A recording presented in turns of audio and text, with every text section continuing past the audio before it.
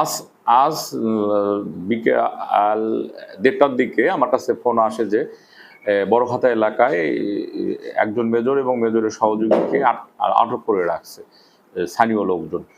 পরবর্তীতে আমি আমার মোবাইল পার্টিকে পাঠাই। আমার মোবাইল পার্টির ইনচার্জ ছিল সাব ইন্সপেক্টর বাদশা মিয়া। তাকে আমি বলি, আপনি যান, যে দেখেন যে এরকম কোনো লোক পাইলে আপনি থানায় নিয়ে আসেন।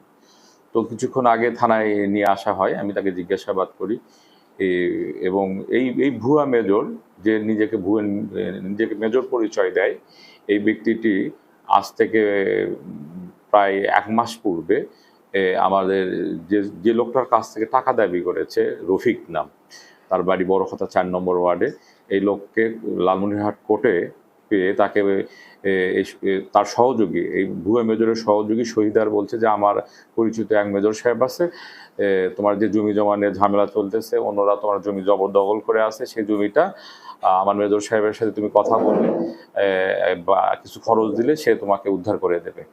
পরবর্তীতে এই মেজরের সহযোগী শহীদার রহমান রফিকের সাথে কথা বলে এবং কত টাকা নেবে সেই অনুযায়ী চুক্তি করে যে ৫০,০০০ টাকা দিতে হবে এবং মেজর সাহেব তার জমি উদ্ধার করে দেবে।